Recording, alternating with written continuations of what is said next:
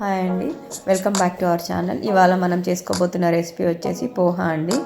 దీనికి కావాల్సిన పదార్థాలు: అటుకులు, కట్ చేసిన పచ్చిమిర్చి, కొత్తిమీర, ఆనియన్స్ కట్ చేసినవి, కరివేపాకు. నెక్స్ట్ స్టవ్ వెలిగించుకొని గిన్నె పెట్టుకొని సరిపడే ఆయిల్ పోసుకోవాలి. దాంట్లో కొంచెం వేగాక జీలకర్ర, ఆవాలు వేయాలి. అవి కొంచెం వేగాక మనం పల్లీలు వేసుకోవాలి, కావలసినన్ని పల్లీలు కొంచెం ఫ్రై అయ్యే వరకు సిమ్లో పెట్టుకోవాలి, కలుపుతూ ఉండాలి. కొంచెం గోల్డెన్ కలర్లో వచ్చేస్తాయండి పల్లీలు.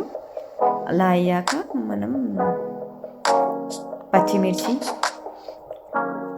ఆనియన్స్, కరివేపాకు వేసేసుకోవాలి. 3 వేసుకొని బాగా కలుపుకోవాలి. కలుపుతూనే ఉండాలండి. కొంచెం సిమ్లోనే ఉంచాలి. స్టవ్ హైలో పెట్టేస్తే మాడిపోయే ఛాన్స్ ఉంటుంది. అందుకని సిమ్లో పెట్టేసి కలుపుతూ ఉండాలి.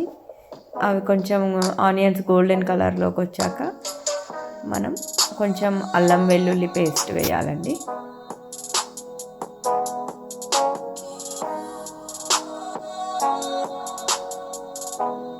అల్లం వెల్లుల్లి పేస్ట్ సరిపడా అంత వేసుకొని కలుపుకొని కొంచెం పసుపు కూడా వేయాలి, చిటికెడు పసుపు వేసేసి కలుపుతూ ఉండాలి.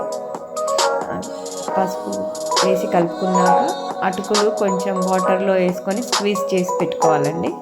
ముందే ఆ స్క్వీజ్ చేసుకున్న అటుకులు మర్చిపోయానండి, సాల్ట్ కూడా వేయాలి మనం సరిపడే అంత సాల్ట్. తర్వాత అటుకులు స్క్వీజ్ చేసిన అటుకులు వేసుకొని కలుపుకోవాలి.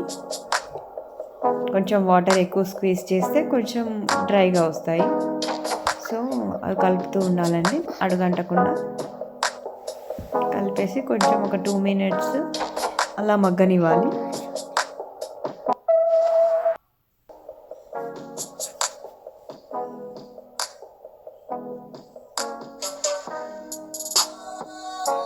బాగా కలుపుకున్నాక అటుకులు మంచి కలర్లోకి వస్తాయండి.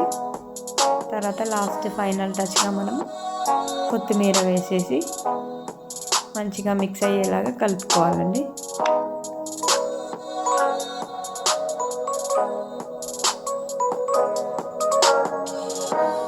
కొత్తిమీర ఫ్లేవర్ మంచిగా వచ్చేలాగా కలుపుకోవాలి. మొత్తం అన్ని అటుకులు కలుపుకున్నాక సర్వ్ చేసుకోవాలండి. అంతే, మనకు టేస్టీగా ఉండే poha ready. Hour video, please do like, share and subscribe to my channel.